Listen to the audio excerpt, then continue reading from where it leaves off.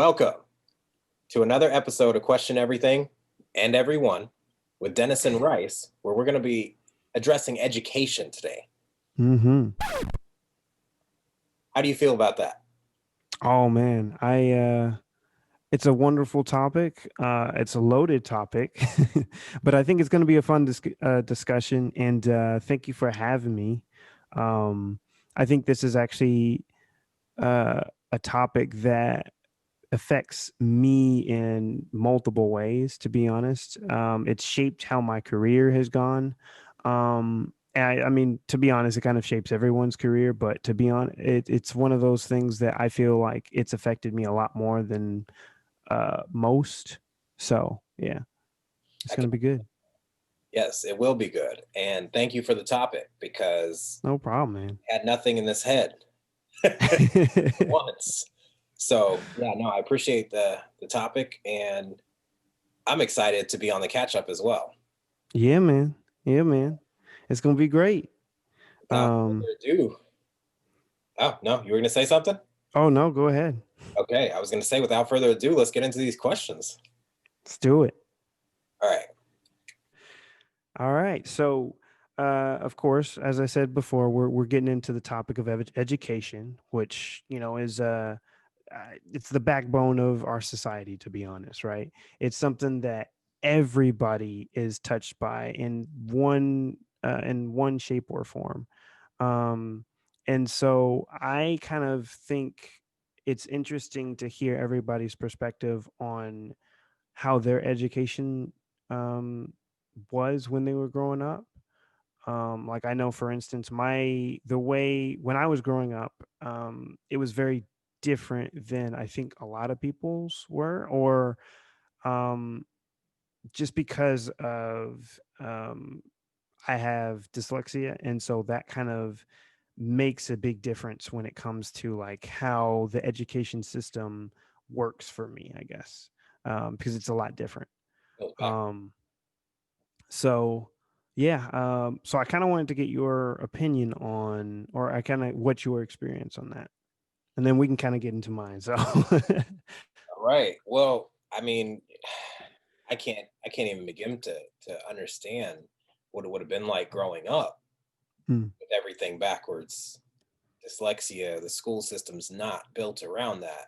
mm-hmm, I have a similar story because my life has just been backwards in general. mm, I grew up, I was raised with my grandmother because my mom already had four children that were in their teens, and mm-hmm. never understood it then, but I get it now because I have five teens.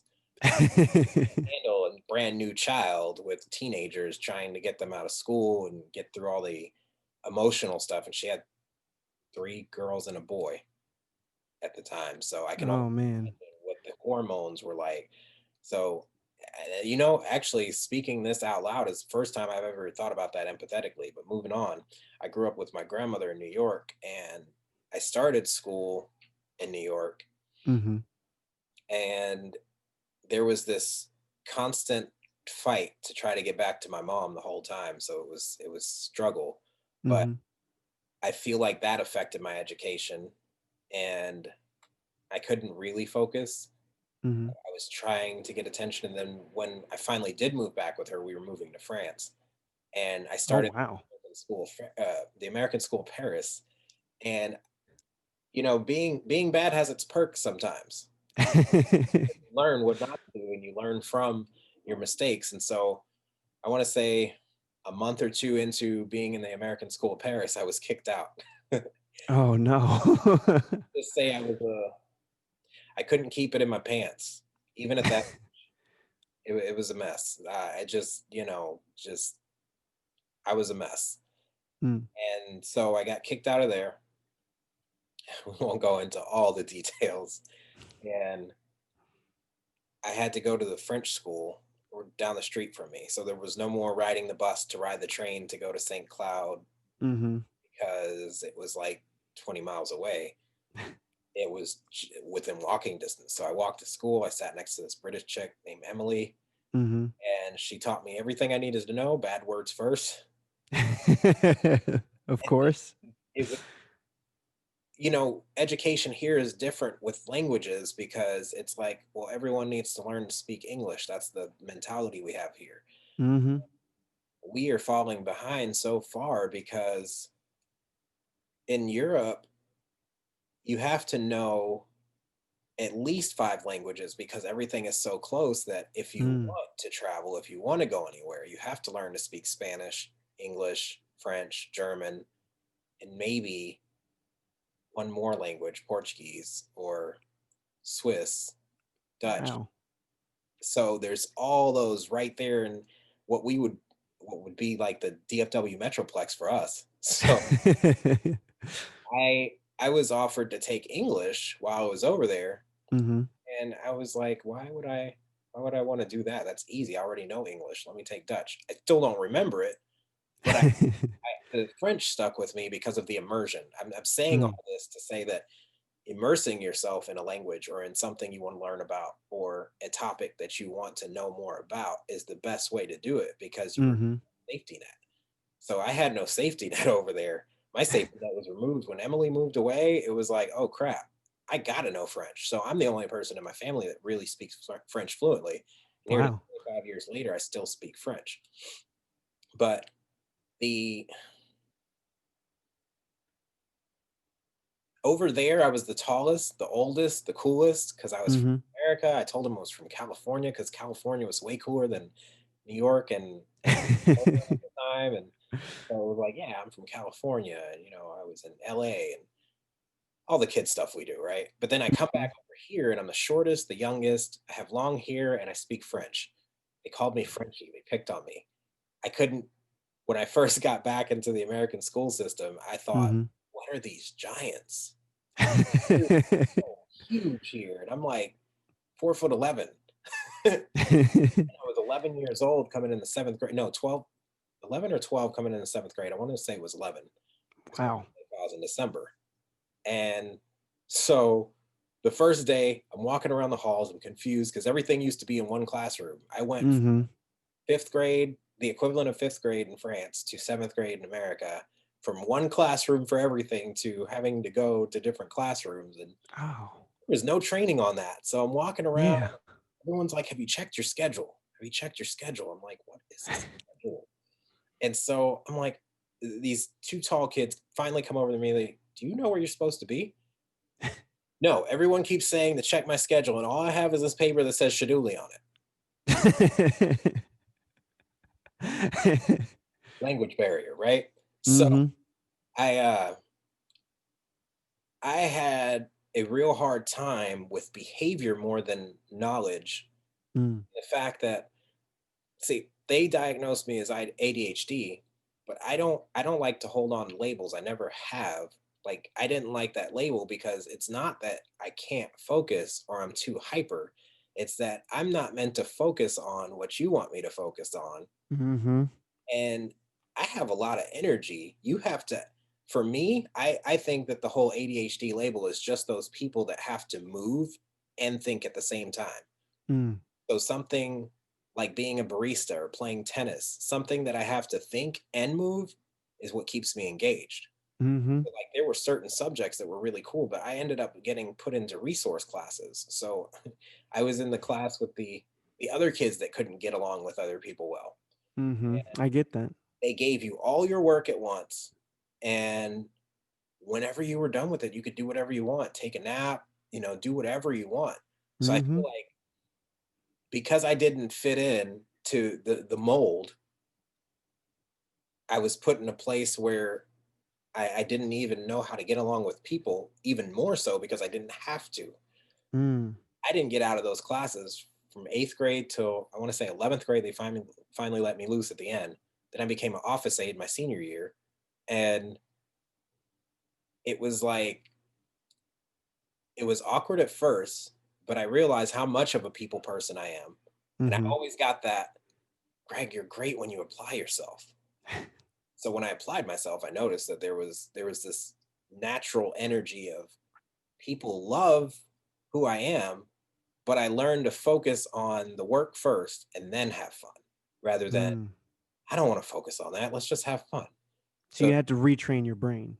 exactly. And I was on the Ritalin for a little while, and I hated that because it felt like I went inside my body, shut myself in a cell, and watched myself happening. It was Hmm. like I was a bystander in my own life. It You shut. went to the sunken place. Yeah, yeah, exactly. Like, what was that movie? Get Out? Get out. Yeah, Yeah. yeah, that's exactly what that felt like. So, um, Man. education for me was more behavioral than critical and thinking and learning. Because ask me what I learned in high school, junior high, all that. Mitochondria is the powerhouse of the cell. I remember a couple things about economics because that was something that interested me because I knew that we were going to have to do stuff with money Mm-hmm. and taxes, all that stuff. And then how to flirt with girls. That's all that stuck. So I'm Did you find like when you came from France, because I know it was just the change in like how they do things, but did you find like where your education level, did you find like you were ahead of people or were you about the same? Because I've heard that some people come from like other countries and stuff and they're like, oh, I covered this ages ago or whatever like that. And everyone else here is just like, oh, well, this is their first time. Did you have that? I did. I come over here and it felt like everything was slowed down. Mm, It almost felt like it was on purpose.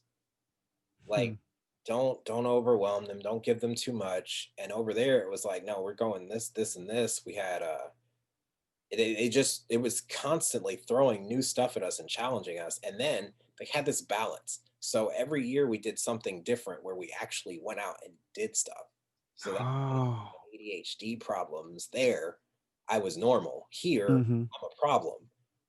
Another thing, I didn't realize I was black until I moved back to the US. They didn't That's interesting. Yeah, they didn't ask about, they didn't care about the color of your skin or your Mm. ethnicity or where you were from unless they wanted to know what language they needed to speak to you. That's the only Okay. reason they needed to know who you were or where you came from. Hmm. But over there, like the first year was like swimming, the next year was bike riding, then there was skating, there was horseback riding, and then there was I want to say there was soccer, but over there it's called football. Yeah. So there's there was always some activity that we did as balance. And oh, let me tell you, the cafeterias over there were excellent. I would imagine. I mean, France has amazing food, so. They they always got mad at me because I'd go back for like seconds and thirds of the bread because there was still gravy left with my duck. And Hmm. where else can you have duck in elementary school? Yeah, exactly. Right. So it was amazing. Normally, it's a frozen meal. Yeah. So yeah, the question No worries. was I advanced when I came? Yes, I felt more advanced. I felt a little more disciplined. Mm, And then I came back over here and the discipline looked different. okay, interesting. That's really interesting because I.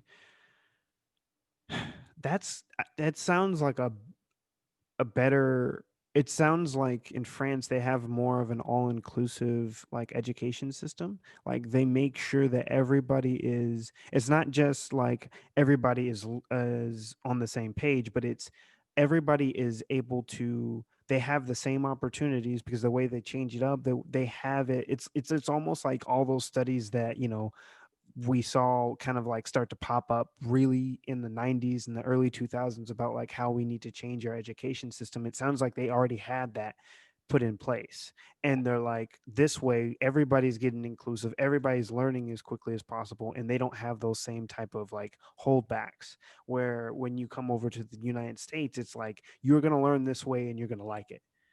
Right, right. And that's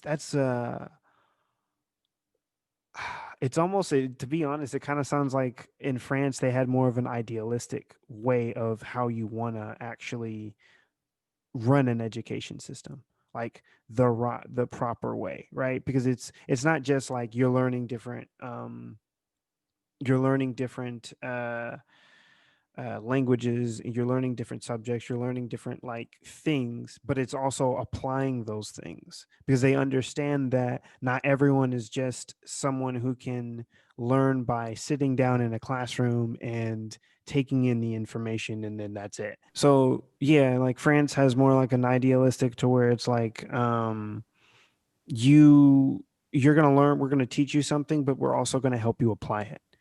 Yeah. So that way you really um like it really solidifies Yeah. like, and I for me that's like a learning style that like resonates a lot for me. Like for me, when I started like a lot of my tech classes, especially in like college and stuff, um the biggest thing that really helped me out when I did like my CCNA stuff was we would go over a chapter, and then right after, like the classes were 4 hours long, but it would be like 2 hours of lecture and then 2 hours of an actual like lab, which is where we're going in and actually doing the stuff that we just learned, which helped me so much because it solidified that in my brain, right? And I feel like doing that with just like other forms of education makes a lot more sense. And I understand like when you're teaching someone history, right? You can't just say like, all right, guys, we're gonna take a field trip to Washington, DC or something like that. So Right? that way, that way you can remember the Battle of Gettysburg or something like that. Um That was cool though. that Yeah. would be cool. Well, hey, I remember this place because I actually went there. Yeah, exactly. I that'd be awesome. But I understand, you can't do that exactly, but You um went. I really like that. Um so I guess another question before I kind of I guess I can share my experience with the education system is like um how did they, because I know in like other countries, like I know like in Japan, right? I think it's like once you get to high school, um, they're essentially training you automatically for what you want to do. In some ways, like you essentially apply to a high school like you would be applying to like a college. Right. Um, I know you weren't there in France for that, for long enough to like get to high school, if I'm not mistaken, right? Um, So they had uh it was CP, CE1, CE2, CM1, CM2, and mm, then it was college. okay. And it was uh primary school. It was weird. It was all different. It was Mm, backwards, but like you said, it was almost like they were preparing you for your future mm, way earlier.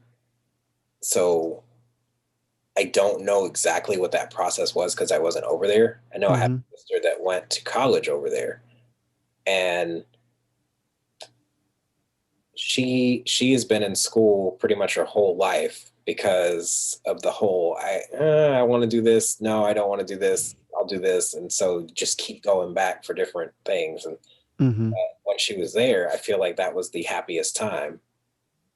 It was just a different way of learning, and Yeah, I don't know personally, unfortunately, how that is. I want to experience it, but I do know that every building out there just had some kind of history. It didn't feel like just someone put up a bunch of drywall and, and put together an institution or some brick. It was actual history that went into the walls. So that's awesome. imagine it was a different experience. I know just walking around out there felt like a different experience. Everything felt like there was more put into it, you know? Mm-hmm. And I wonder how much of that is a reflection of the education system and how people are brought up to be more passionate about what they want. One of my biggest things with education is I feel like it's time for it to be changed altogether. Mm-hmm. As if it was so great, it wouldn't have broken so easily as soon as the pandemic hit. Exactly. Um, so I want to know, same thing for you. Like, what was your experience with education coming up? Yeah. So for me, it was interesting, right? it's interesting because I feel like each portion of my education um, was a different experience than the next, I guess. And in, I feel like at the end of it, it kind of made me really feel like we really need to change how we do education. So for me, when I first started school, uh, for me, I just knew that I had a hard time reading, right? Letters would change around on me. And it's just to give people a little bit of a background. It's sometimes the media gets it right and sometimes they don't. And there's actually different forms of dyslexia because not everyone just has the letters switching around, right? Some people actually have it to where it's numbers that'll switch around and move around. Sometimes you can have a combination of the two. And then there are also different degrees of how much it'll change, right? So for me, it was a little bit of like anything that looked similar. So like a lowercase p and a lowercase q Mm, look mm, for me, they would switch around. mm. So it would be, I would just be reading a word and like, oh, wait, that doesn't sound right or whatever like that. Or like a B and a D. Um, those would interchange and stuff like that. And there were a few other things as well that kind of made it really hard. And for me, when I was growing up, uh, at least I'll say probably about halfway as I was in elementary school, they kind of figured out what was going on. But like I'll say from uh, I'll say first grade to uh, about fifth grade, really, they just thought I had some sort of learning disability. And so, the education system at that point in time, they just kind of throw you into a class of people who have a hard time learning. And so that's everybody. You get thrown into like you said, the resource classes or whatever like that. But yeah, you get thrown into the one size fits all. Mm. So you're getting in there with kids who have ADHD, who have, all sorts of other different learning disabilities. And it's usually one teacher, right? One or two teachers, and they'll have some aides sometimes, Yep. um, depending on how nice your school is, because that also changes how it is. Um, and they will try and figure out what's the best way to help you learn and go from there. And just a quick sidetrack, like I have to say, like any teacher who helps kids with disabilities, like all hats off to them because I feel like our education system isn't like helping them be fully prepared for that type of stuff. And so, like, I feel like they are some of the hardest working teachers ever because I've had every time I was in any of those classes, those were the best people ever. They were so nice, they were so friendly, they were so helpful. Like they really, really tried There. and they wanted to be your friend as well. Yes. Um, and so yeah, like I said, I was in those classes. I was learning. I was trying to figure out as much as possible, and they helped. But I think it was around fifth grade or so when they kind of ended up finding out, saying like, "Oh, well, you know what? We've kind of got this new information and stuff like that, and we found out that you have like dyslexia." And so for me, I was like, oh, wow, okay. Now at least I have, a name to what is going on because that's also the other weirdest thing. It's when you don't know Right. what you have and they just say, oh, well, you just have a hard time learning. It kind of messes with your psyche a little bit. And I felt like when I was in those classes and stuff like that, I had almost, in some ways, I felt like I had to kind of grow up a little bit faster because I was just trying to figure out how to. And at the same time, you have this thing of the school system and society trying to push this normalcy on you, right? So for me, I had always in the back of my head, I need to be normal. Mm. So I would hide that I would go to these special classes because it was also weird because they're like, oh, well, you just have issues in English and I think they said English and math. Um, and so I would go to these special classes for English and math. And but I would go to history and I would go to science because those were I was perfectly fine with those. And then plus I also love those, so those were easy for me to get. But yeah, it would I would have friends who would be normal, right? Or quote unquote normal. That's really what it is. Um, and I would hide that from them. I would say like, "Oh, I'm just going to like a different class," and never, and they'd just be like, "Oh, cool, you're just going to a smart class or something like that." Right. And yeah, and so I would go and do my thing, and then I'd come back, and I was ashamed of myself for something that I couldn't control. Isn't that I'm loving that you're touching on this. I didn't realize that was your backstory as well. Hmm. So I guess my question with that is, don't you think the real disability is in trying to put everyone in a box that they don't belong in? Yep. And then when you don't fit into this box that they've carefully constructed, even though it doesn't make sense for everyone, it just makes sense for the person that constructed the box.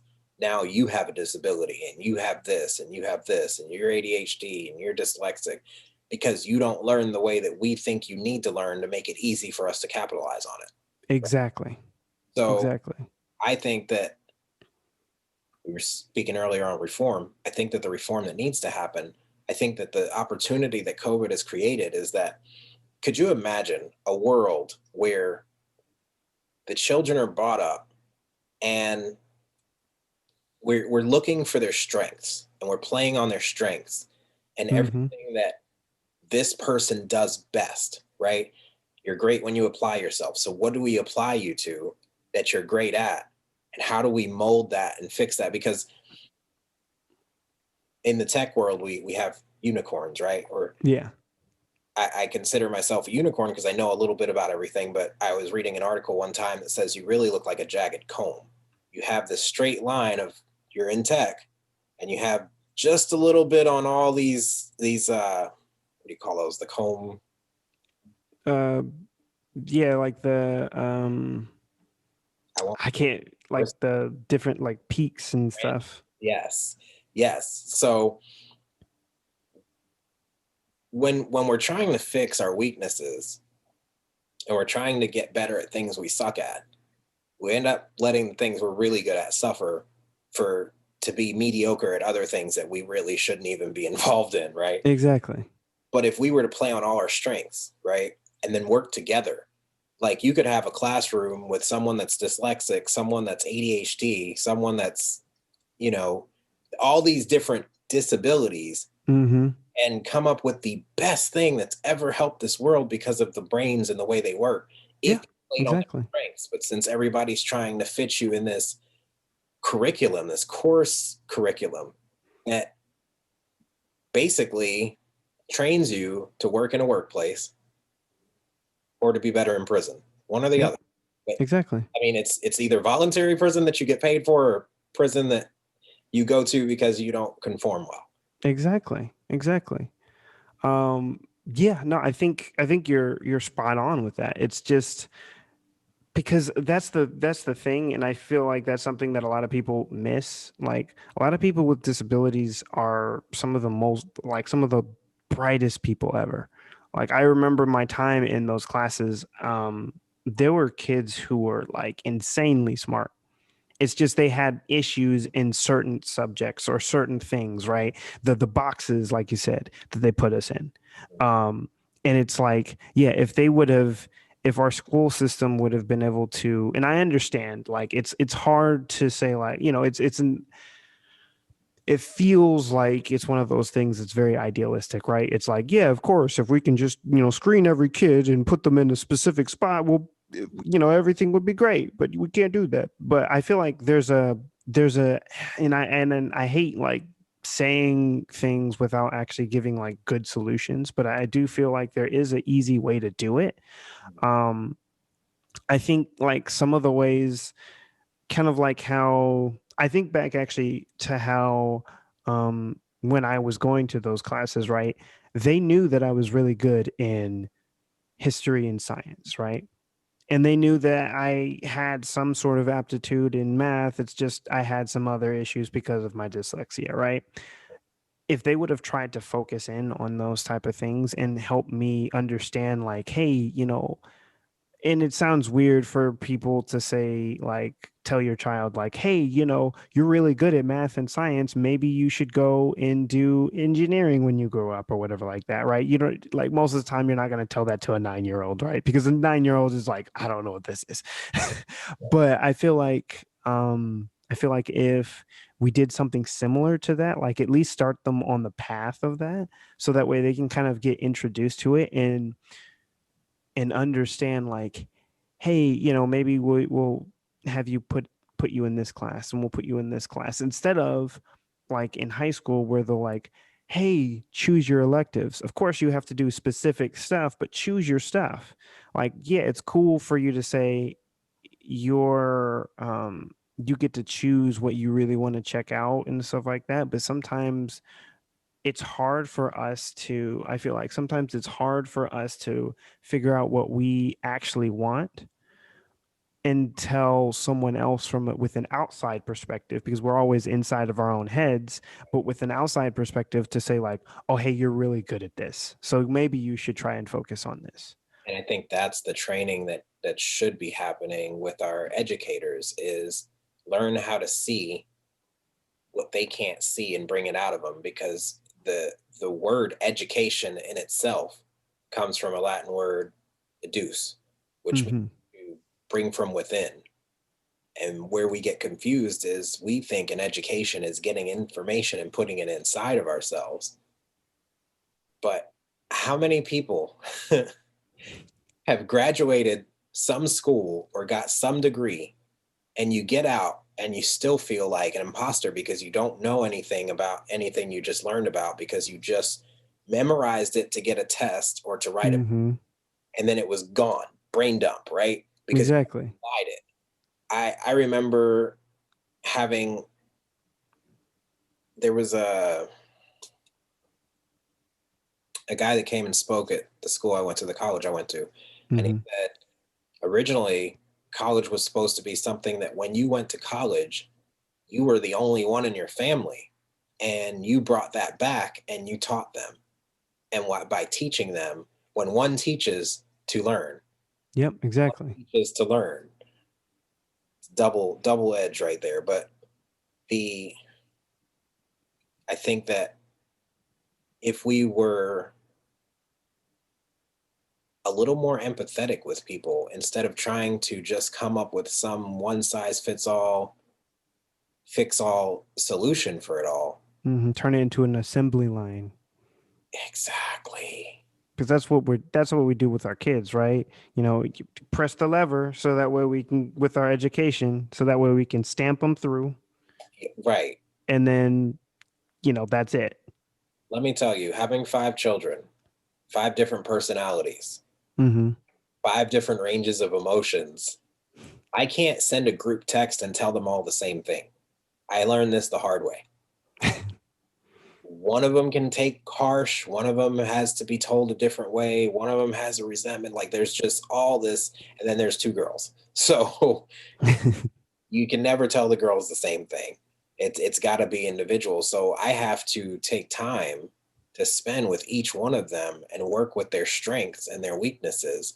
And I don't like to call them weaknesses. It's like opportunities, just like Hmm. the pandemic. It's not a weakness because you can't No. do this the way that everyone else does this. It's an opportunity for you to find out how you can capitalize on your weakness and use your strength. I mean, if I'm not great with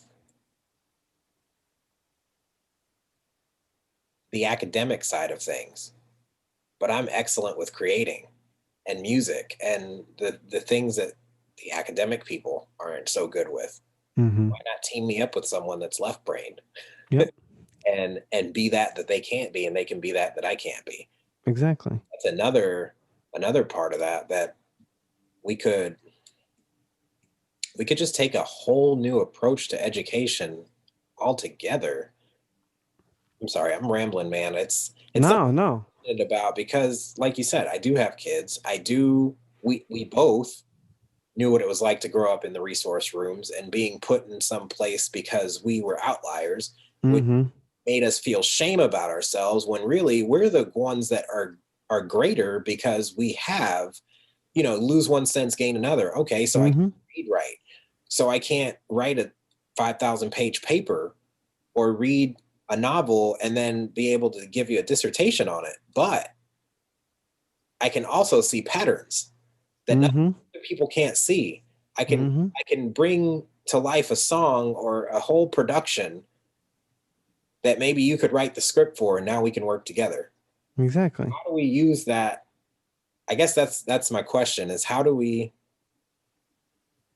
start thinking about this? Like, are we waiting for someone else to make these changes happen, or are we going to be the ones to put our foot out there, and maybe not our foot, to take the action to Yeah. start the changes? Yeah. That's see, that's the hard part, right? Because it's like, and I think that's also part of just like the maybe like the disillusion of a lot of stuff, right? It's we because I feel like sometimes I feel like it's like I want to make the change, right? I want to be the person who's gonna be like, all right, we just need to make this reform, we just need to make this task. But I feel like the way our system is structured, Mhm. um, it's not something that you can just be like, oh, good, you're done. Like, oh yeah, it's not like I can just go to one person or whatever like that and say like, hey, we really need to make this change, and then bam, it gets implemented, or someone starts the process of it, right? It's like because it's I've gone to like a city council meeting before, right? And I can propose certain things, but that doesn't mean that they're actually going to do anything about it, especially if they I find that sometimes they'll make you feel like you're not like you don't know what you're talking about because they're like, "Oh, well, what's your plan?"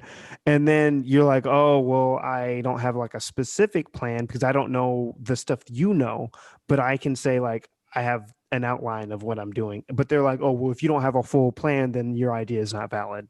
And I feel like I think that's kind of something that we need to start to change, right? It's just because someone doesn't have a full plan, but if they have a partial plan, kind of like you were saying, you know, your right brain paired with your left brain, you can make that you can make that change. What if pairing with the people in the city council, pairing with the people that make the changes to have a discussion is part of the plan? Mm, What if I don't have the you're full plan? right. I do have the eagle eye view, the 30,000 foot view of what this would look like and who needs to go in what place. It's still a plan, right? Yeah, you're right. Um, there was an article, a lady I met with at a fireside chat. She was she wrote an article on the systems of oppression and how um, critical pedagogy and arts education to disrupt systems of oppression. So basically, starting this change that we're talking about Mm-hmm. in arts and letting it affect the academic side. But she was talking about there's ideological, institutional, interpersonal, and internalized oppression. And these systems work from the level we're talking about with the people that make the decisions, Mm-hmm. where ideological oppression forms a foundation and stems from the idea that one group is somehow better than the other, and in some measure has the right to control the other group. That's where Mm-hmm. that starts, and then it goes from that the ideology Yeah. or the institutional oppression that occurs when ideological oppression becomes embedded in the institutions of society, the laws, legal system, political practice. The reason why you can't just go in and say, I need this to be changed. Education systems, schools, hiring policies, public policies, housing development, media images, political power, all of that, which turns to interpersonal oppression, which results when ideological and institutional oppression gives permission and reinforcement for individual members of a dominant group to personally disrespect or mistreat individuals in the oppressed group. Mm. Finally, when individuals of an oppressed group internalize ideological inferiority, observe it reflected in their institutions, and endure interpersonal mistreatment, internalized oppression can result. That's when we internalize that oppression. So it starts here and it snowballs into Mhm. our our very core, Exactly. talking about that very thing that happened. So if we're going to do anything about it, we need to change the ideology. That's true. But the plan doesn't have to be down to the nitty gritty details. It can be ideology as well. I think that the energy that we bring when we're making this change, when we're talking about this passionately, is what's going to make that change and make it. We're seeing it already with the racial tension and what's going Mhm. on, and how everyone's now aware of how what they do affects people of color or people that are in underrepresented groups. Mhm. Everyone's taking a look at that, you know? So I feel like we got the ball rolling. Yes. I feel like COVID has forced the ball to start rolling Definitely. because um it it forced us into an uncomfortable situation so that way we could reevaluate how we do things, right? Like, and I've talked to this a few times where I feel like COVID is one of the best and worst things to happen to the world, sadly, is because I've noticed, at least when I, and of course, you know, I have a kind of a tech mind, so a lot of it is just me seeing how we change things tech wise, but I feel like it's modernized a lot of stuff, a lot of old systems that needed to be modernized, but we kept because we said, well, it works, so it's fine. When it can, in truth, it can be done so much more efficiently and so much more um, uh, just faster, Yeah. right? Um, you know, and so I feel like this, you know, the racial tensions that's happening, and like I guess um us being able to actually see it more, because I feel, because we're all stuck inside, right? The invention of the camera phone is helping a ton because people can capture stuff on video, like what happened with George Floyd. I felt like that was another version of what happened, like back in was it, I think it's Birmingham, Alabama, when the world saw the fire hose. I I think was it was the exact same thing. Yeah. Yeah. Um, Um, and it Definitely. was what we needed. Yeah. And so it's you know, it's taking that momentum that we're getting from, like you said, the snowball of um or not snowball, but just like the change of ideology when it comes to um one class isn't better than the other, that it's really here, but we're our society has ingrained it to be feeling like it's, you know, one person's up here and the other person's down here, when in truth it's all in the middle. Hmm. Because it really is just one of those things of like, it's just another, I'm just another person who's talking to another person, just because of maybe how my education was, or how my um or how what family I was raised in, or whatever like that, or the color of my skin doesn't mean that I don't have any more or less value than you do. Um and so I feel like, you know, going back to education, um we need to instill that in our children by making sure, because we already start by, as you said, putting everybody in that box. If you don't meet the standards of this box, then that means you are automatically a lesser person. Right. And going back to the root word in education, bringing it out of us. We have so much more than we even realize is inside of us, but because of the way education is set up, Mm-hmm. unless you unless you specialize in something or you have a piece of paper that validates that you know more about less. I Yep. think the higher you go in pieces of paper that you acquire and debt that goes with that, the less you know, the That's more you true. know about less. So let's say I want to get a PhD in education. Now I'm specialized in the knowledge of education, but that's all I have. Let's say education falls apart. Now what do I have? Specialized knowledge in something that doesn't even exist anymore. Yeah, that's true. Same contract. Now do I have to go back and get more degrees to get something else? I think that's where we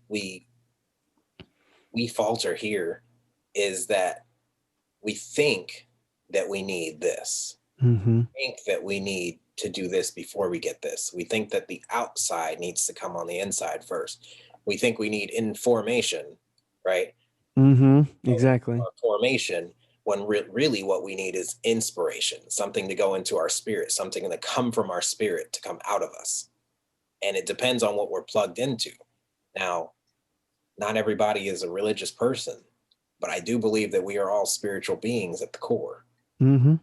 Doesn't matter what we agree in, what we believe in, whether it's God, Buddha, Allah, there is an energy, a life force, a source that flows through each one of us, that when you cut everything else off, when you take everything else, it's the only thing that remains.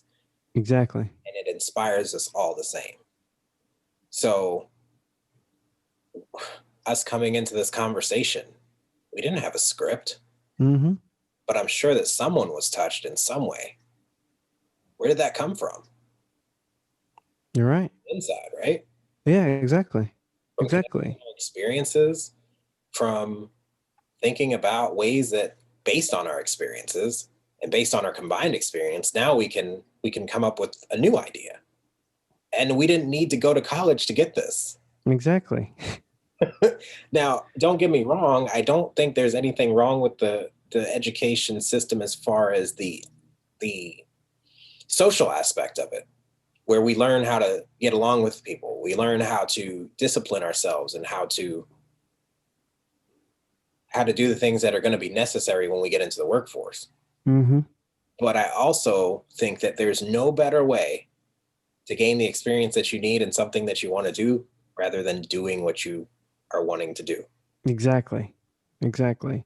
That's the reason why like internships, which is really strange, and it also depends on like the type of college that you go to, but like internships are so important, but I feel like certain colleges don't even push that. They just say, no, just keep your degree or keep going through your track in your degree and you'll be fine.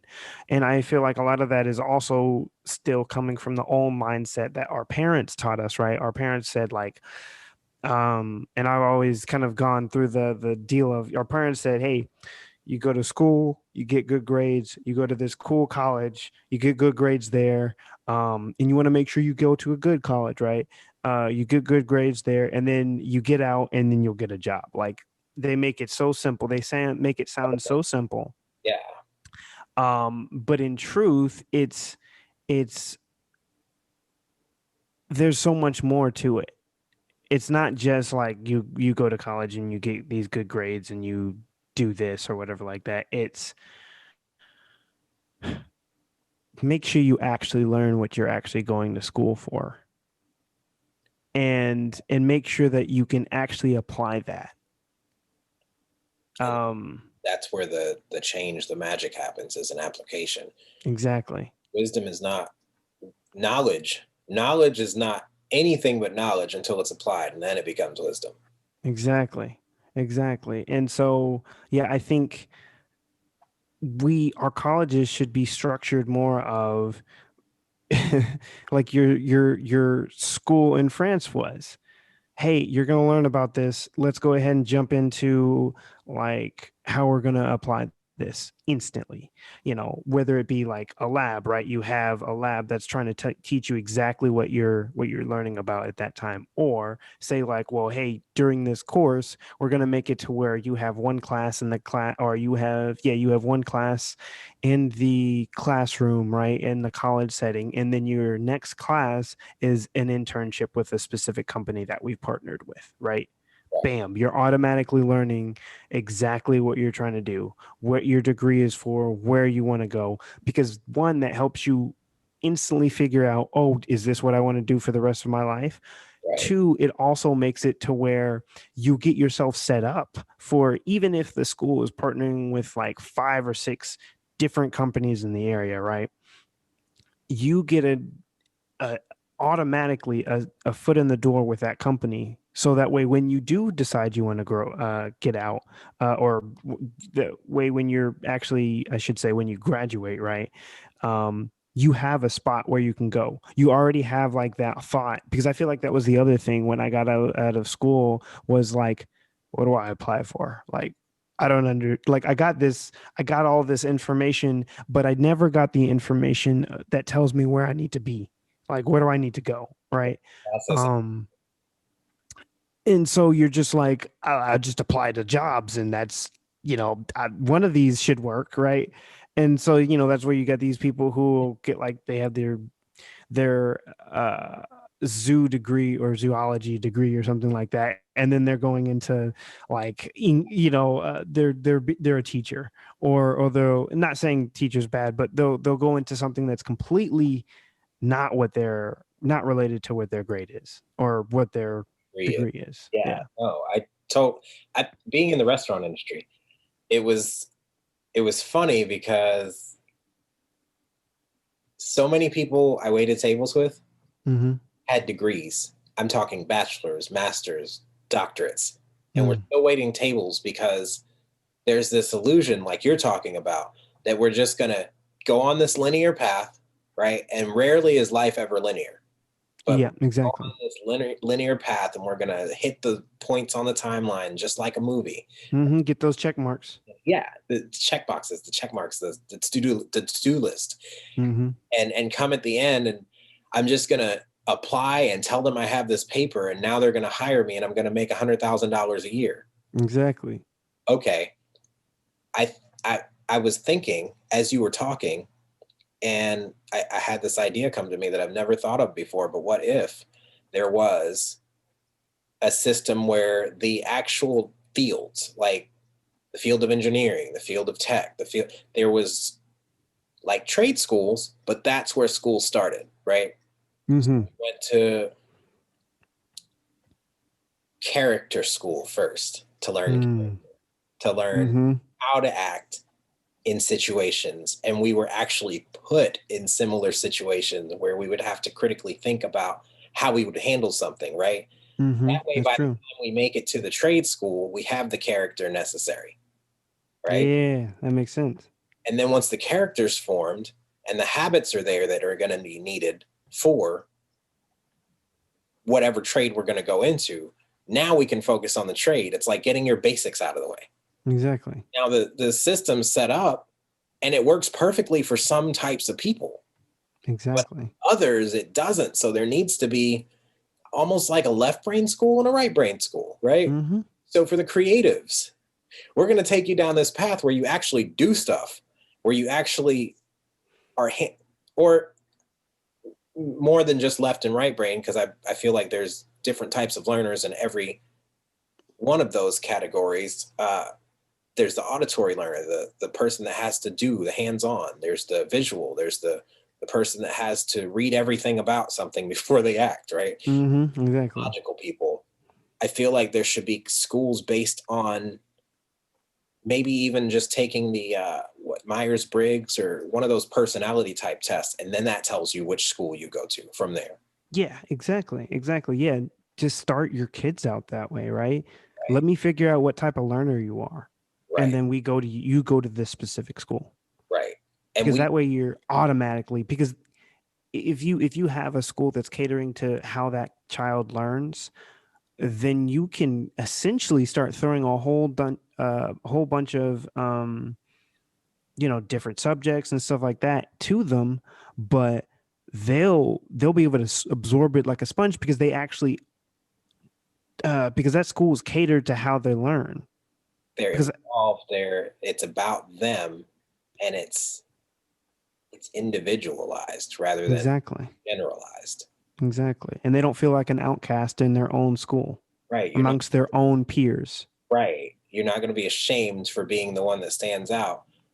But part of that, so it's a catch 22 because I feel like depending on how you take what happens through education and use it in your life will determine how you use these struggles, right? That Mm, have to go through in getting to the point where we realize that this didn't work for us, the kind of people that turns us into. Because I can't say that I would do this any different looking back, right? yeah, But I feel like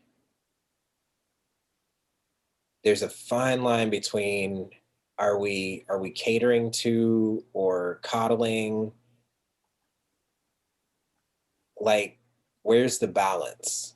yeah. It's like, do you want to deprive your child of that experience of trying to figure out how things work, Right, but at the same, like, do you want to deprive them of that, or do you want to have them go down the route of where things are easier for them, um and they don't have to feel like you grow out of it's sad because I mean, it's not sad. It's just how human nature is. It's like you grow out of adversity, right, and a lot of times that will make you a better person. But I'm not going to say that's all the time. It also just depends on how you're wired. But right. yeah, I get that. Like, do we want to go down the route of, cool, we're going to make it so where every kid has a perfect opportunity to feel great and be able to learn the way that they actually want to learn, right? Um, but then when they get out into the real world, right? That They don't work that way. Yeah, exactly. They discover those adversities that they probably should have gotten when they were in school, so that way they can better get like put themselves into society, which is Same as homeschool, right? yeah, yeah, exactly. Schooling just robs you of that whole experience of getting bullied, Mm-hmm. getting picked on, and building that intestinal fortitude that comes with being in public school, Exactly. even private schools. Yeah, private school's the exact same way. Goodness. So it's really hard, right? It's because and it goes down to back to like the ideology, like how do you want to raise your children. It's like, because as parents, right, you never want to put your child in a spot where they really have to struggle, right? But at the same time, you understand that those struggles are things that they in some ways need to go through to be stronger. It's almost like we have to create like a controlled environment to where you're you're pushing your child off the ledge, but at the same time, you still have there's still a safety net somewhere around there, Right. right? You have the bungee cord with them. So you push them off the ledge, there's a bungee cord. So that way they get to go down as far as they need to learn that experience, to get that experience. But at the same time, there's always that cord to pull them back Yeah.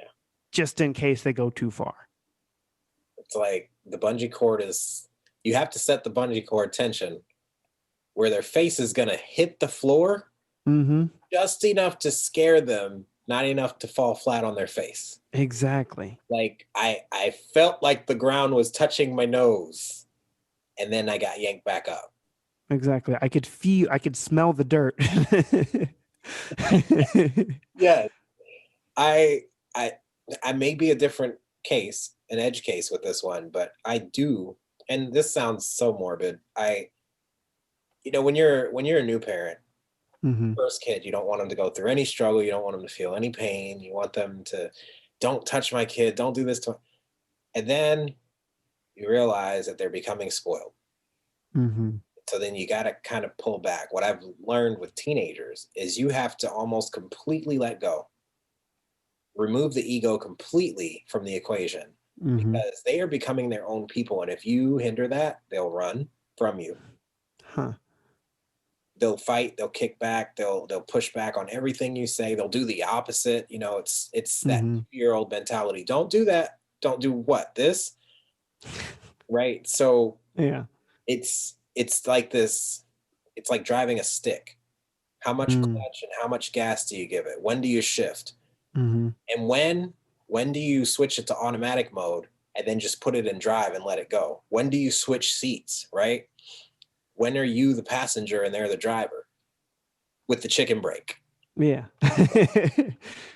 It's It's so hard right. And because you go through a whole stage of their development to where you're doing the you're applying this one education or one like kind of like parenting style, and then you have to instantly change it. it feels like instantly. What it is, what I've noticed is since there's five and they're, kind of trailing in the years there, 16, Mm-hmm. 17, 18, 19, 22. Okay. 22-year-old got all the worst things because he was the guinea pig, right? Let's Mm-hmm. find what works and what doesn't. Turned out well. But you find with the next one, okay, you're coming up on this, so this is how we're going to handle it this time. Okay, that's not working. Let's modify. But then you can't apply the same thing to every child either. Mm-hmm. So what I found is that when I was butting heads with my children, I realized that it's because they were just like me. And I forgot what it was like to be in that place that they're Hmm. at with the education system, with the hormones, with the way they view life and that mindset before the frontal lobe finishes developing at 25. Mm-hmm. There's just this point in your life where you're run by emotion. And the thing that I've had to find is that another reason question everything has become a thing is that questions can change the entire course of someone's life. You can Mm. ask a question that because you don't know the answer to, you won't stop thinking about, which kind of brings me to my question for you. What is one question that you've thought about or haven't stopped thinking about or trying to answer to yourself? Mm-hmm. That question that kind of stumped you from the time you heard it, but it changed your life forever. Do you have one of those questions that were asked? That is a good question. um, I'm trying to think.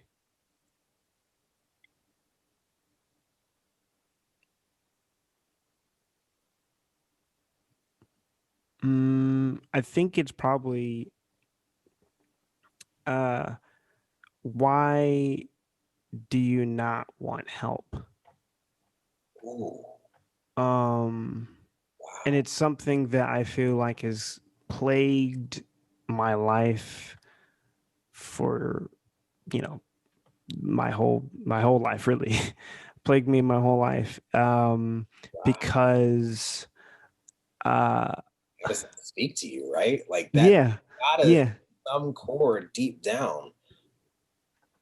Why do you not want help? Is it because you think that you can do it all yourself, or you think that you have to do it all yourself? Do you feel Mm-hmm. like there's something you have to prove?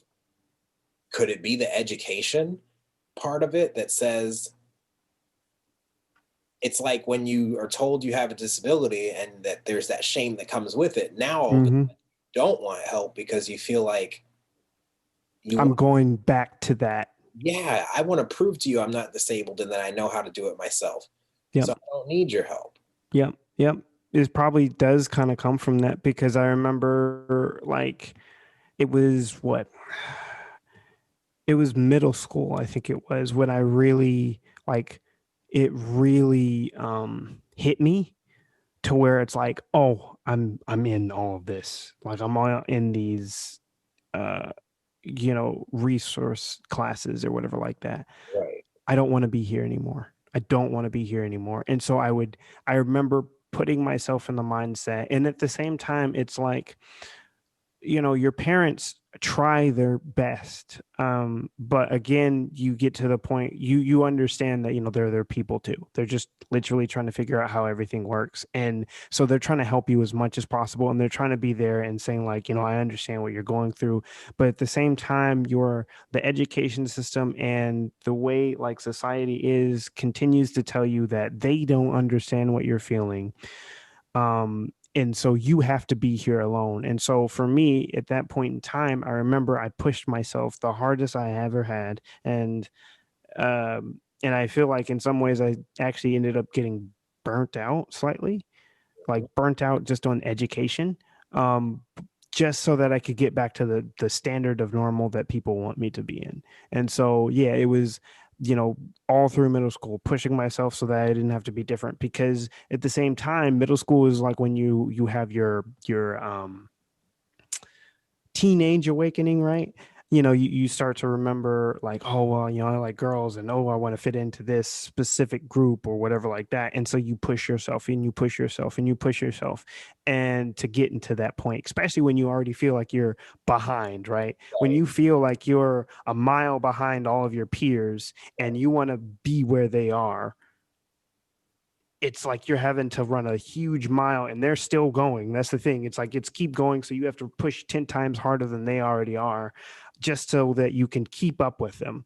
And then once you're there, you're like, oh, I'm so tired. And they're like, oh, well, but we've been doing this forever. And it's like, you don't get that same deal. And so I think having that consistently having to go into your mind, um, I think that I think you're right. That's where it kind of stems from, where I still struggled to that. I still struggle with it to this day, right? Like there are times where I don't tell my parents certain things about like what's happening in my life, or if I do, it's going to take a little while for me. Or because I don't want them, because that's the other thing, right? I always thought of myself while I was going through that stuff as a burden. I always thought of like, hey, I'm the problem person because I'm not the same as X person or whatever like that. So you guys are having to put more into me than you would in others. And so it's like, I don't want you to have to go through that. And so again, I say like, oh, well, I got this, or it's fine, or things are okay. Things are going perfectly fine. I know what I'm doing. I don't need any help. And then they ask that question, and it's funny because it happens in every different stage. And um, for me, my mom actually helped me kind of remember this relatively recently, but it's like um, and I'm religious, so my mom always said that it's like God's always helped you through those moments where that question gets asked. Yeah. Um, to help me remember that I need help every single time. Every single time where I really get into the deepest point to where I'm like, I need help, but I don't want to ask for help. He instantly throws something to me, right? Like I always bring up the story of how I got to where I am now. Like the job that I have was purely one of those moments where it's like I got out of school, I knew what I wanted to try to do, but you throw out, especially when you get out of school, you throw out your application everywhere and no one picks it up. Right. And then you finally get something. And again, it's one of those things where it's like, it's not exactly what you want, but you're like, well, I can just do this for a certain amount of time. And then I'll get to where I need to be. Again, where you're putting things into your own hands and saying, like, I got this. And then you get slapped quickly, Right. and God says like, nah, I got you. I'm the one who's steering this. You need to remember that Right. I'm trying to help you out. And but you're still in that mindset of I got this, I know what I'm doing. And so yeah, it was, I applied to all these jobs, no one grabbed me. And I got the degree, or I got the stuff that I thought was the right stuff, was the correct, like, I was looking at stuff and I was looking at the applications, like, I know how to do this, I know how to do that. And I was like, I got this, I know what I'm doing. And I apply and nothing happens. I don't get any response back. And then I finally get something that I'm like, I don't want to do. I stayed in that for 6 months, literally. And um, a friend of mine and my manager, because I was at the time I was working, I was still working at my part-time job at the Container Store and doing a full-time job Mm, at a tech company. And um, while I was at work, my friend said, "Hey, there's this job um that just opened up in the corporate office. I think you should apply for it." And again, my mindset says, hey, I don't need help. That's cool. I'm not ready for it because I need to stay on my path that I created for myself. I don't not, I'm good. And then my manager says, and this is where it really just kind of sinks in always, is my manager says, hey, this job just opened. I already sent them an email about you and about what you studied, and they want to do an interview. They just want you to send in your application. mm, One of those moments where it's literally God just saying, like, hey, I told you, I got you. Let me do it for you. And so, I just jumped into the process, and he just guided me throughout the rest of it just to get to where I am. And so, um, going back to your question, it's still a struggle today. Um, but that's the question that continues to um haunt me in some ways because it's always there, because you get put into a false sense of security to where you feel like, oh, I got this, I don't need any help. right. And And your spirit cries out for it though. that pride and ego, we think no one else sees the issues that we're having or the problem that we have, and it's clear for the entire world to see. Everyone else can see that we're struggling but us. Mm-hmm. And it's once we drop those, we take off the mask and we drop the act, that we actually receive the help that we need. And one of my biggest struggles has been pride and ego. Just it's a daily reprieve to just humble myself and not make it about me or Mm-hmm. my approach. And almost every time, no, every time I've turned something around and made it about myself, like I can guarantee you, if I ever make this show about myself, it will come to an end. God will rip the rug from underneath me and be like, that's not how I want you to do that. Mm-hmm. You want to do it like that, do it yourself, but without my help. And you Exactly. work extra hard and you burn yourself out. And for not humble will be humiliated, right? Yeah, exactly. Humiliated time and time again. So what I do to check myself is I do a daily inventory.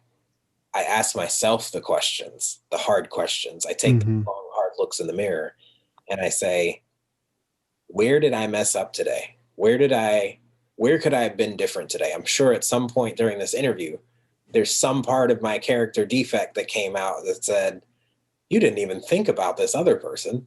You Mm-hmm. didn't do this. You didn't, there's always that, but the inner critical voice looks different today, right? It's not as harsh as far as beating myself up. It's more of reflective, introspective. Okay, you did the best you could with what you have, right? I had a really long talk with my son yesterday and last week, but yesterday he went from this state of mumbling everything, speaking Mm-hmm. clearly and articulating and cussing me out. And I was okay with that because it's better than not saying it, holding it in, Makes sense. afraid. I'm like, no, I know I was a shit parent. Excuse my language. I was bad. Me and your mom were doing the best with what we had though. And I think that awareness, that my question was, Dad, why do you always drink beer? My 3-year-old Mm-hmm. daughter told that she asked that to me, and I paused, and I never thought, why am I putting all these drugs in my body? What am I running from? And Mm, that's where that cycle started. And I was out on a relapse about a year and a half ago. I'd been mhm, out smoking weed and drinking again for 3 years, but I was succeeding. So I thought nothing was wrong, right? mhm, But the soul, the part of me that had grown, that that connection with my higher power, with God, it was not the same. And I was living with ambivalence. I was living with, I know what I should be doing, but I'm doing this. And so there's this fight going on the inside of me all the time. I did an interview when I got my job as an account manager, mhm, and it was a really different interview. As like, he asked me, what do I need? What does Gregory need? And hmm. no one had ever asked me that. Interviews were like, what can you do for us? Why do you want this job? Why should we hire you? This one was more like, we already know how you work, we know how you operate, what can we do to serve you? And it was like, wait, what? This is how life works when you get to this level? But he asked me, how do you manage your vices? And it hit me at that point because I had been not managing my vices. It was Hmm. like that refresher question. So my question is more kind of like yours. Why do you not need help? That's so amazing. Right? Why? Like, It's the same. Go ahead. Sorry. no, no, no, go ahead. It's the same concept. It's always that pride and ego. It's that we think that we don't need anyone else. And that's the essence of human connection is, or human life is connection. We do Hmm. each other. We do. Brian Sullivan, one of my mentors in the UX field, Hmm. said, trust me, we're better together. That statement stuck with me so deep because it was, I don't even think he realizes how deep it was. But we are better together. Why compete with each other when I'm sure that we could offer so much more when we work together with Hmm. the same purpose? Exactly. Um, so my last question for you. Go ahead. Go ahead. Actually, you had something else you were going to say. No, I was just gonna say, like, that's so powerful. Like, and it's so true. Um, like, it's, I feel like that's the greatest lie of the world, right? It's Self-sufficiency. exactly self-sufficiency. You're by yourself. You are perfectly fine by yourself, and you are better by yourself. When in truth, it's not. It's not. You know, you can even see it as like the it's funny because it's like, yeah, our especially our American society says that you need to be by yourself and you need to be self-sufficient when in fact our whole economy is self-sufficient on others. Right. So it's like it's a it's a contradiction, right?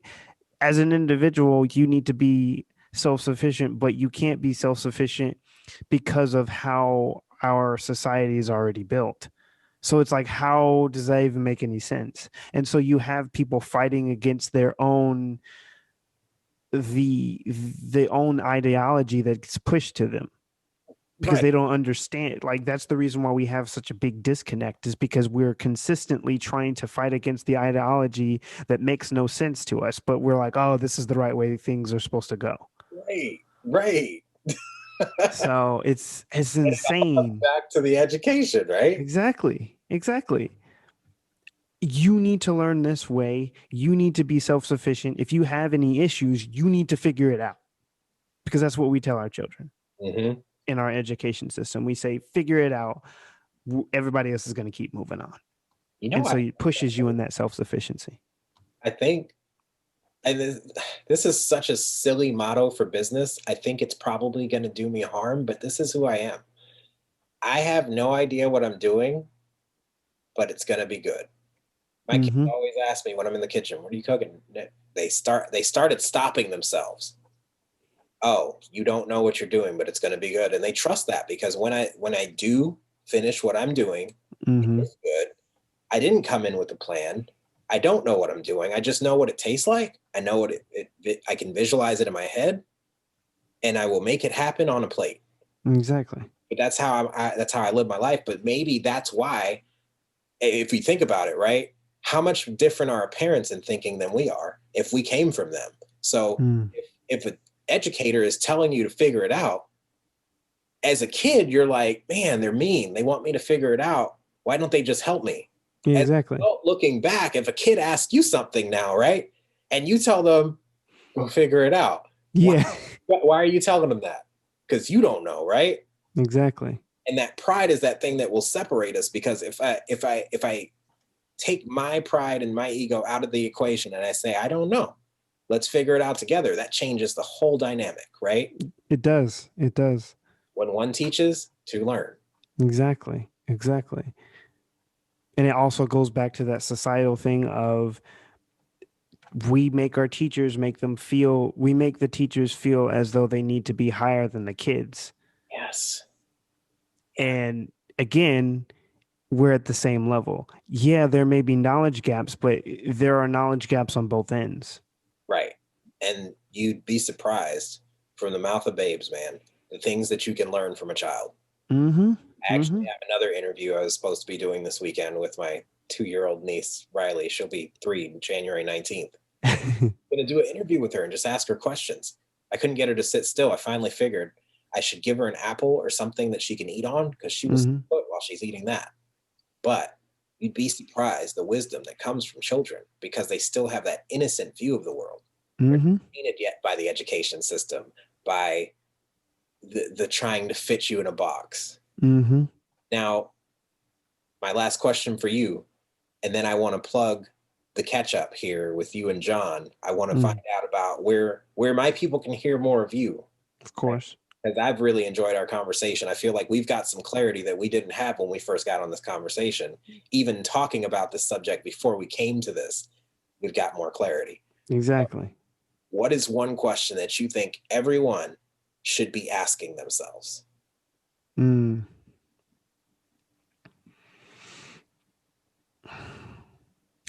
I'd actually probably go with the question that I get asked the most, which is just um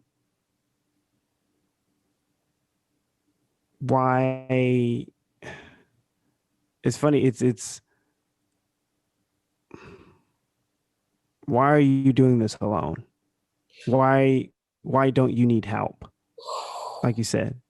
It's just why? Because it changes the way you think of things. Because it's like I feel like you can ask that to anyone, right? And no matter what situation you're in, they will instantly think of the issue that they have, right? Or whatever's going on, and they'll make them think. It breaks that hypnotic rhythm. Exactly. We don't even know why are you still drinking like this? Why you drink to oblivion every day? I never thought about that because I'd started doing it so young Mm-hmm. that before you know it, it feels like it's just something that you do because you like it. And it's really, I'm running from this. So Exactly. why are you doing this alone? I love that. Why are you doing this alone? Hits different than why don't you need help? Or why do Mm-hmm. you not want help? It's the same concept, but it hits different because now you're asking yourself, why am I doing this alone? Mm-hmm. When I know that if I just reach out and ask for help, everything is better. Exactly. Exactly. And that's the greatest gift that God gives to us in general, right? Yeah, Because he automatically shows us that. And like, I don't mean to get super religious, but it's just like he shows us that within the relationship between him and us. right, It's instant, just like, why are you trying to do this alone? right. Like, Adam, where are you? exactly. And it's like he taught us that from the very beginning, so that way we could try to do that the same with everyone around us. Yeah, So that way we can truly, like, it goes back to like what my uncle said and told me a long time ago was life is really simple. It's just we make it more complicated than it needs to be. simple but not easy. Exactly. Yes, yes, And it really is. that's like the greatest. lie that we get told in general is just like life's super complicated and stuff like that. And it's like, no, it's technically simple. It's just when you it's funny because my girlfriend even like pointed this out, but it's like when you put yourself in a box, everything becomes more complicated. Yeah. Yeah. You can find the Catch Up podcast anywhere where you can find any podcast. So that's Stitcher, Apple Podcast, Spotify, Google Podcasts, just anywhere that you can think of for a podcast. We're pretty much there. We're even on Pandora. We also have a Facebook page. Called the Catch Up Podcast with John and Denison. You can also, if I'm not mistaken, you can also look it up by the Catch Up Cast on Facebook. We are also on YouTube as well, which our YouTube page is the Catch Up Podcast with John and Denison. And we also have a Gmail. So, if you want to reach out to us, communicate to us, we always love hearing from our listeners. And we always love getting feedback from our listeners and stuff like that. And so, uh, you can reach out to us. We always want to get ideas from you guys as well. We always think of it'd be great to have like a whole episode just based on what our listeners had I asked for or ideas had on. And so yeah, we the email is the ketchupcast@gmail.com. Okay. And that's about it. Man, I appreciate that. I'm glad that we ran into each other the way we did. Of Text, who course. would have known? And now I'm getting to catch up on everything that I missed. Exactly. Exactly. Ah, uh, all right. So I do want to ask you one question in closing, and I like to do this for all my interviews. So it is if you say you listen, you're your future self now. It's 5 years from now, and you're listening back to this episode. What would you like to tell yourself? I know I it's a hard question. No, I love this question. Keep it simple, stupid. Get back to because all my life there's always been something else I needed to learn or something else I needed to do, or this person up here is doing this and I just need to find out what they're doing to be. Keep it simple. If you ever notice, the higher you go up in rank, in money, in status, the happier those people are. It's not because they're there that they're happy. It's because they're happy that they're there. It's because Mm, they're whole. It's because that they stick to the basics, the spiritual principles that are at the core of everything we do. There's 31 of them that I keep in my spiritual principle jar. I don't know if you've seen this. This is my uh-oh. spiritual principle jar. This is the neat one where other people can read what I wrote. So when I don't know what to do, and this will probably be great in 5 years, right? Mm-hmm. Exactly what I need to hear in 5 years when I look at that. Awareness and open-mindedness. There you go. We've got awareness from this. We've opened our minds to a new possibility, but I think that in keeping it simple, getting back to the basics, make your bed in the morning, pray to whatever you believe in. And the reason I like to keep it inclusive is because in recovery, if it wasn't inclusive, I wouldn't have found my higher power. Makes sense.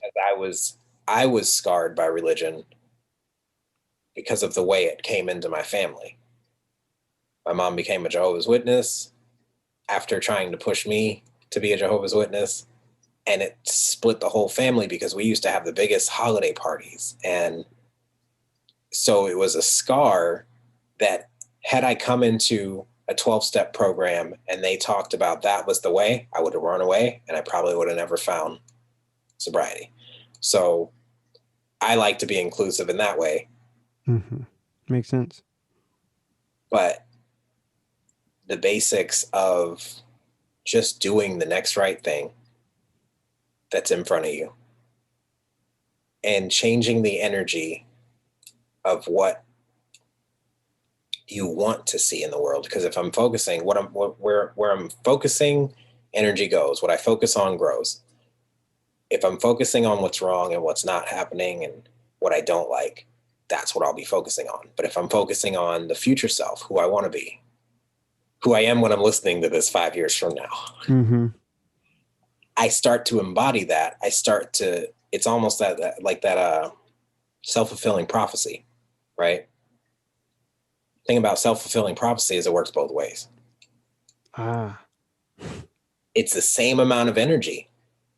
I'll give you an example. When you're about to record a podcast, you have that feeling inside and it's welling up and it feels overwhelming. When you're about to hop on stage and speak in front of people, when you know it's your turn in a group of people and they're like, we're going to introduce ourselves and tell everyone one thing about us. It feels like anxiety. It feels like nervousness. Okay, that's valid if that's what you put on it, if that's the label you choose. Mm-hmm. Also valid if you say I'm exhilarated or I'm excited. It's the same energy. It's changing the wording and changing the mindset that makes the difference. And so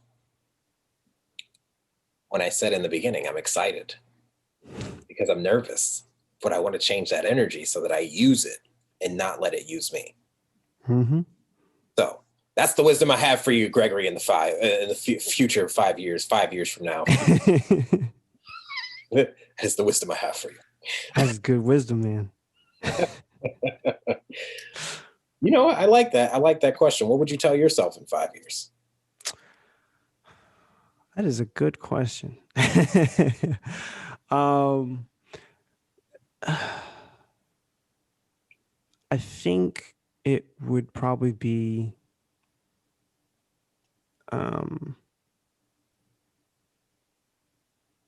always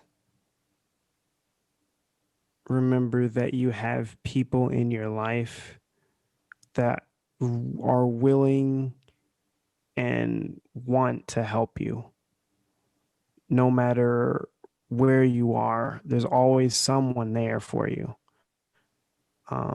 Just open up to them. Because I can easily see myself in 5 years being in the same situation I was, few years ago, still in my own head, and believing that I need to do everything by myself, or there's no one here to help me, or there's no one here who wants to help me or wants to be here for me or whatever. That's good. So yeah. I could see that when we first met too.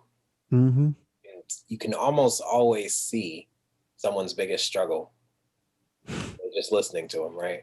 Mm-hmm. That's true. What people think mine is. I wonder what people see in me, you know? Mm-hmm. But this has been a great, great interview. Oh yeah, man. It's been amazing interview. I appreciate the time and being able to be on the catch up. I appreciate Mm-hmm. you coming on to question everything. Mm-hmm. I appreciate the experience. Oh, I almost forgot. Okay. I wanted to have you plug where people can find you again. All right. You can find me on your local street corner. No. Question everything on YouTube. There's right now season 1. I'm working on episode 7. Even though there's like 3 episodes between 6 and 7 because I'm doing question everything and everyone. But G-Wiz Insane on YouTube. Mm-hmm. Instagram is G-Wiz Inquisitive. That's where you'll see my posts about. I don't know. I'm getting the Instagram presence up right now. I have a group on Facebook though. Okay. Team Rutledge, my full name. You'll find me. My page is where I do all my coaching. So there's a private group from Confused to Confident where I nurture my people. I give away the value that I can for free. And then there's the program, the Clearly Confident Path, that I'm working on right now with a few clients. And I'm getting results. So we're working on those testimonials so that we can get more people changed. But Facebook and YouTube for now. Okay. Working. Okay. Yeah, it's all coming together, but like you said, you can get stuck in your head. You can overthink. Analysis paralysis. I'll be stuck in my head because if it can be on my mind all the time, but until I take action, it won't happen.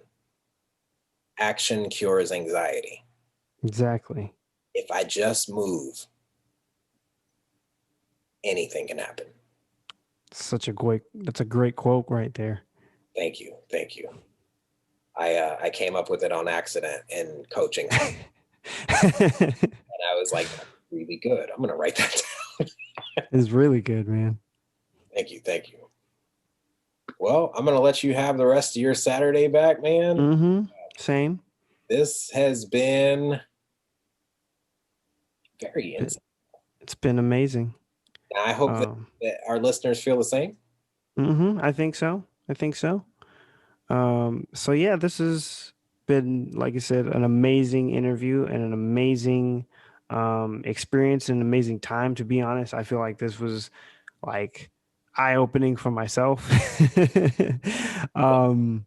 Just because it's stuff that I don't think about. It's sometimes you need that, just talking to someone, and it could be, apparently it can be about anything really, and you learn so much more about yourself. Yeah. Just because of, again, that goes back to, we are meant to socialize with each other in one way or another. Some people can socialize with more people than others, but you are meant to socialize. You are not meant to be a selfish being or a by yourself being. So yeah, I think this has been really fun. The Catch Up podcast, and we will catch up with you guys next week. Hey, I like that. Let's catch up next week. Mm-hmm. Until next time, question everything. That's it. I like it.